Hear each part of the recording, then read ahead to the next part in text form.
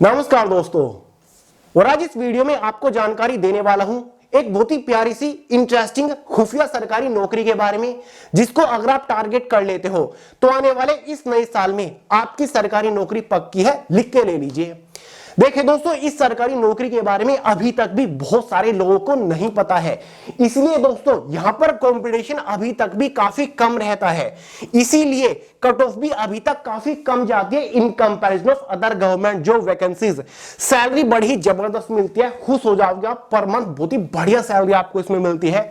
Vacancies भी काफी अच्छी देखने को मिलती है, 50, 100, 150, 200 वैकेंसी नहीं होती, काफी बढ़िया नंबर ऑफ वैकेंसीज होती है। सिलेक्शन प्रोसीजर भी काफी फास्ट चलता है, टाइमली सिलेक्शन प्रोसीजर इसका चलता है। पहले ही नोटिफिकेशन में सारी जानकारी दे देती है कि भाई इस दिन एग्जाम कंडक्ट कराया जाएगा, इस दिन रिजल्ट आएगा, इस दिन ये होगा।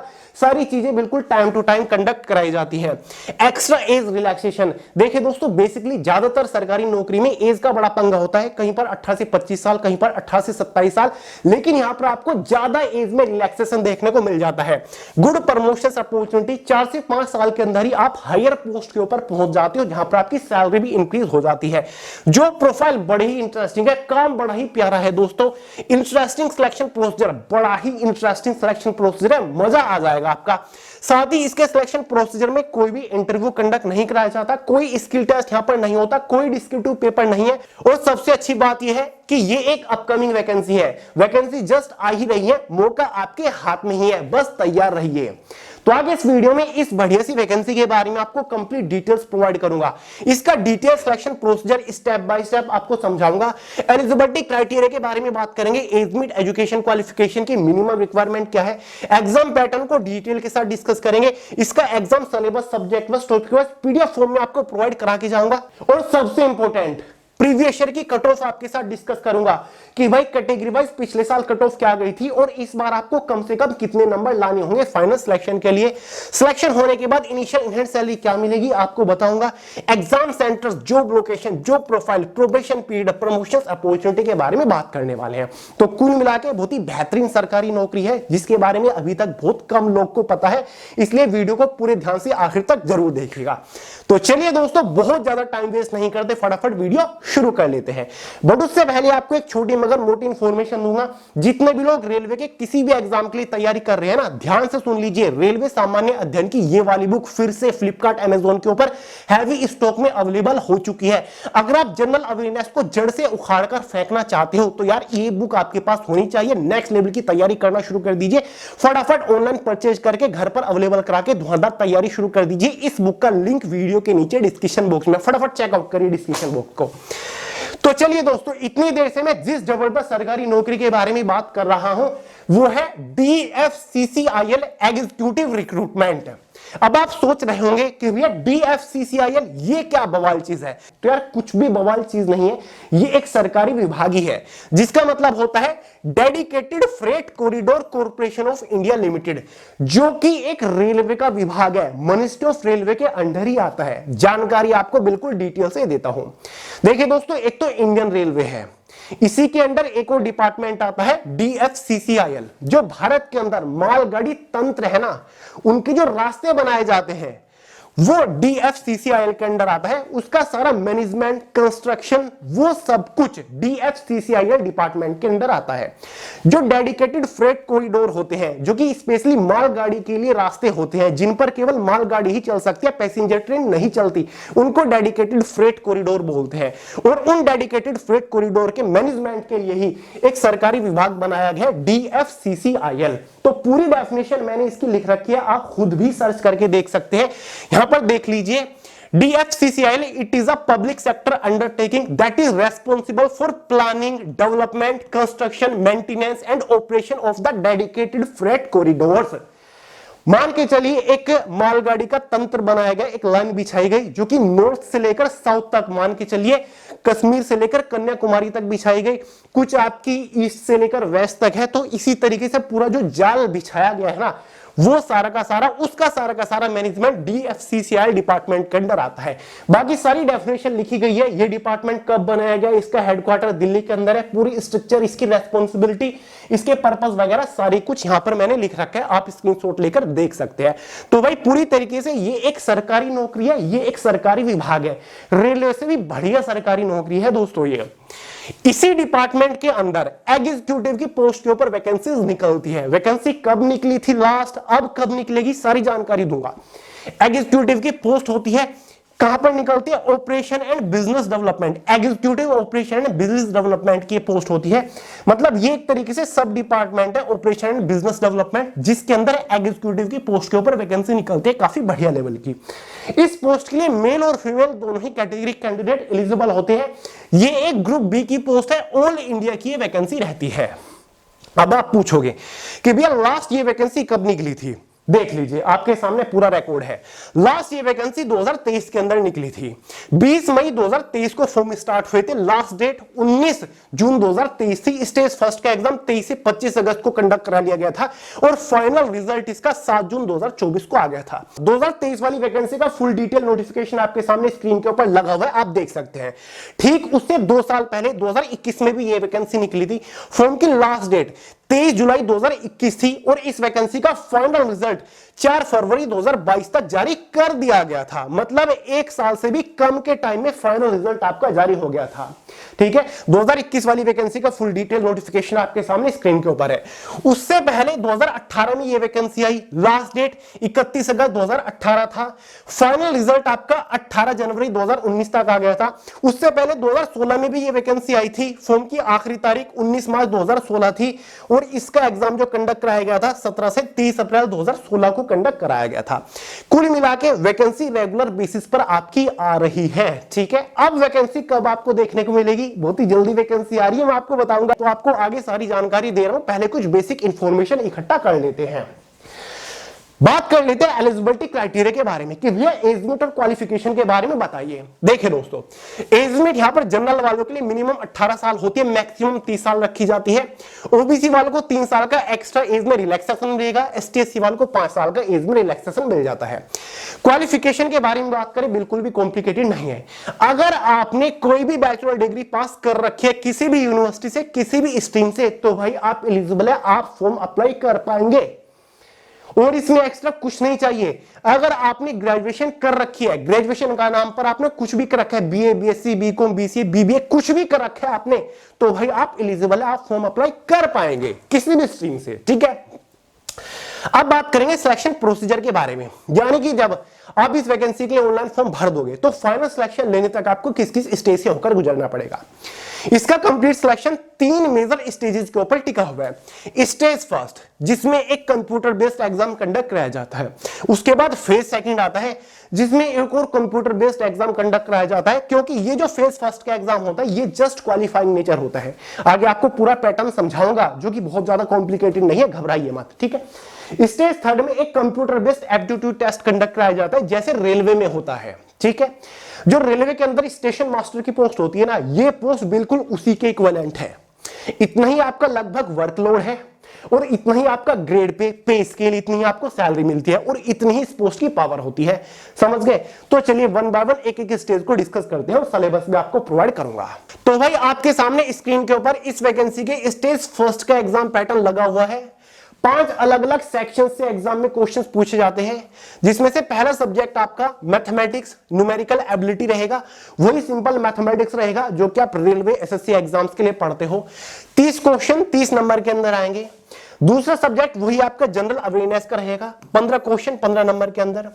तीसरा सब्जेक्ट आपका जनरल साइंस का रहेगा, 15 क्वेश्चन 15 नंबर के अंदर। चौथा सब्जेक्ट आपका लॉजिकल रीजनिंग जनरल इंटेलिजेंस रहेगा, 30 क्वेश्चन 30 नंबर के अंदर।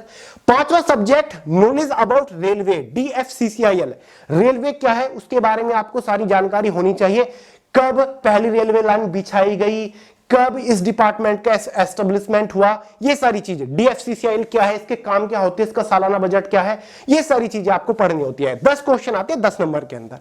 इसी के बेसिस पर स्टेज फर्स्ट के एग्जाम में 100 क्वेश्चन 100 नंबर का पेपर रहता है।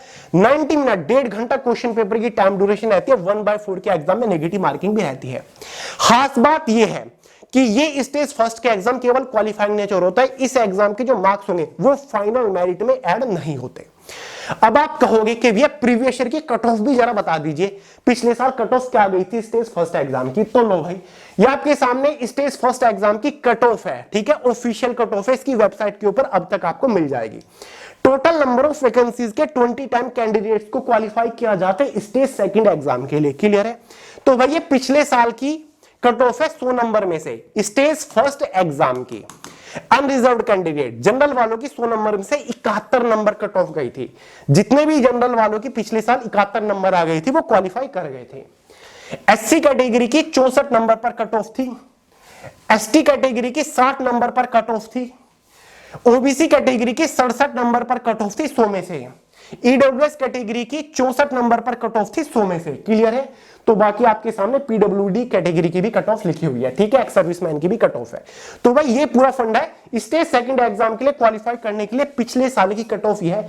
इस बार की कट ऑफ भी आपको इसी के इर्द गिर्द देखने को मिलेगी, ज्यादा डिफरेंस नहीं होता। मैंने 2021, 2019, 2016 की सारी कट ऑफ देखी है, इसी के आसपास रहती है कट ऑफ, बहुत ज्यादा डिफरेंस नहीं होता।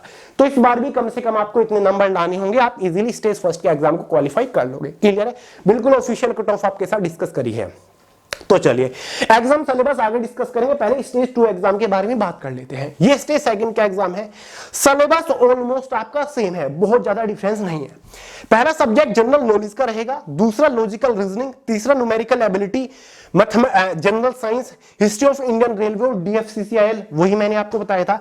यहां पर बस इकोनॉमिक्स और मार्केटिंग साथ ही कस्टमर रिलेशंस का एक टॉपिक बढ़ जाता है, जो कि बहुत ज्यादा कॉम्प्लिकेटेड नहीं। इसकी अलग से बुक आ जाएगी डीएफसीसीआईएल की, उसमें चैप्टर होते हैं, इसमें एक पार्ट होता है, सब्जेक्ट होता है, उसको पढ़ लीजिएगा, काम हो जाएगा। बाकी बहुत सारे क्वेश्चन भी नहीं आते इस अकेले सब्जेक्ट से, ठीक है, यही 10-15 क्वेश्चन आपको देखने को मिलेंगे। स्टेज सेकंड एग्जाम में 120 क्वेश्चन होते हैं, 120 नंबर का पेपर होता है, 120 मिनट क्वेश्चन पेपर की टाइम ड्यूरेशन आपकी होती है। 1/4 की एग्जाम में नेगेटिव मार्किंग रखी जाती है। लगभग रेलवे वाला ही फॉर्मेट इन्होंने दे रखा है। स्टेज फर्स्ट का एग्जाम 100 नंबर का, जैसे एनटीपीसी में होता है, स्टेज सेकंड का एग्जाम आपका 120 नंबर का, ठीक है। तो ये एग्जाम इंपोर्टेंट होता है, इसी के मार्क्स के बेसिस पर आपको फाइनल सिलेक्शन यहां पर मिलता है। अब आप कहोगे कि भैया स्टेज सेकंड एग्जाम की कट ऑफ भी जरा बता दीजिए एक बार। लो भाई आपके सामने स्टेज सेकंड की कट ऑफ है, ये देखिए। स्टेज सेकंड एग्जाम के लिए टोटल नंबर ऑफ वैकेंसीज की 8 टाइम यानी कि 8 गुना कैंडिडेट्स को क्वालिफाई किया जाता है। पिछले साल स्टेज सेकंड एग्जाम की कट ऑफ 120 नंबर में से जनरल वालों की 83 नंबर पर गई थी, एससी कैटेगरी वालों की 76 नंबर पर गई थी, एसटी कैटेगरी वालों की 70 नंबर पर थी, ओबीसी वालों की 81 नंबर पर थी, वहीं पर ईडब्ल्यूएस वालों की 80 नंबर पर कट ऑफ गई थी। क्लियर है? ये मैं आपको बता रहा हूं स्टेज सेकंड एग्जाम की कट ऑफ, ठीक है, बिल्कुल ऑफिशियल कट ऑफ है, नोटिस आपको वेबसाइट के ऊपर मिल जाएगा डीएफसीसीआईएल की। बात करते हैं स्टेज थर्ड के बारे में। स्टेज सेकंड को क्वालिफाई करने के बाद स्टेज थर्ड के लिए आपको बुलाया जाएगा, जिसमें आपका कंप्यूटर बेस्ड एप्टीट्यूड टेस्ट होता है, जो कि आपका स्टेशन मास्टर की पोस्ट के लिए भी होता है एनटीपीसी में, शायद आपको पता है। वही है ये सीबीएटी एग्जीक्यूटिव की पोस्ट के लिए आपका कंडक्ट कराया जाएगा। ऑब्जेक्टिव पेपर होता है, खास बात यह है कि इसमें आपकी कोई नेगेटिव मार्किंग नहीं होती, हिंदी इंग्लिश में आपका ये पेपर होता है, ठीक है। स्टेज सेकंड स्टेज फर्स्ट का एग्जाम भी हिंदी इंग्लिश बाइलिंगुअल आपका होता है। कंप्यूटर बेस्ड एप्टीट्यूड टेस्ट को क्वालिफाई करने के लिए कम से कम 42 नंबर आपको लाने होंगे, ठीक है, कम से कम 42 नंबर हर एक सेक्शन में आपको लाने होंगे, ये होता है इसका, ठीक है। तो भाई ये आपका इसमें एक कंप्यूटर बेस्ड एप्टीट्यूड टेस्ट भी होता है, जिसको आप क्वालिफाई कर लोगे थोड़ी सी प्रैक्टिस के साथ, ठीक है। मॉक टेस्ट आपको इसकी वेबसाइट के ऊपर मिल जाते हैं। बारी आती है फाइनल सिलेक्शन की, जो कि फाइनल मेरिट के बेसिस पर होगा। फाइनल मेरिट किस तरीके से बनेगी? फाइनल मेरिट स्टेज सेकंड और स्टेज थर्ड जो कि कंप्यूटर बेस्ड एप्टीट्यूड टेस्ट है, दोनों को मार्क्स को कंबाइन करके बनाया जाएगा। 70% वेटेज तो आपका स्टेज सेकंड एग्जाम का लिया जाएगा और 30% वेटेज आपका सीबीएटी स्टेज थर्ड एग्जाम का लिया जाएगा। दोनों को कंबाइन करके एक फाइनल मेरिट बनाई जाती है कैटेगरी वाइज। अगर आप उस कट ऑफ को क्वालिफाई कर लेते हो, फाइनली आपका सिलेक्शन हो जाएगा डीएफसीसीआईएल के अंदर एग्जीक्यूटिव की पोस्ट के ऊपर, ठीक है दोस्तों। स्टेज फर्स्ट के एग्जाम के जो मार्क्स होते हैं वो फाइनल मेरिट में ऐड नहीं होते, वो जस्ट क्वालिफाइंग नेचर होता है। स्टेज फर्स्ट का एग्जाम क्वालिफाई करना है और आपको आगे बढ़ना है, समझ गए। तो ये इसका पूरा सिलेक्शन प्रोसीजर है। अब हम बात करेंगे सैलरी स्ट्रक्चर के बारे में। इस पोस्ट के ऊपर सिलेक्शन होने के बाद इनिशियल इन हैंड सैलरी आपकी कितनी होगी। देखिए दोस्तों, ये एक ग्रुप बी की पोस्ट है, लेवल 7 की ये पोस्ट है। इस पोस्ट के ऊपर इनिशियल इन हैंड सैलरी आपको 75,000 रुपए के आसपास मिलेगी। 30,000 रुपए तो इसका आईडीए होता है, मतलब इंडस्ट्रियल डियरनेस अलाउंस। उसमें फिर आपके और भी एक्स्ट्रा एडिशनल अलाउंसेस जुड़ते हैं, बेसिक पे जुड़ता है, जिसके बाद आपकी जो सैलरी हो जाती है वो लगभग 75,000 रुपए होती है with all and extra allowances. Just after selection इतनी हर महीने आपको तनख्वाह मिलेगी। फाइनल सैलरी इस पोस्ट के ऊपर 1,60,000 रुपए से भी ज्यादा हो जाती है। जो प्रोफाइल के बारे में अगर हम बात करें तो ये एक एग्जीक्यूटिव की पोस्ट है, operation and business development department के अंदर आप कह सकते हैं। तो मैक्सिमम टाइम आपको कंप्यूटर बेस्ड, कंप्यूटर रिलेटेड काम करना होता है। ये एक ऑफिस सेक्शन की जॉब है, ठीक है। तो ऑफिस सेक्शन के अंदर रहकर आपको काम करना पड़ेगा।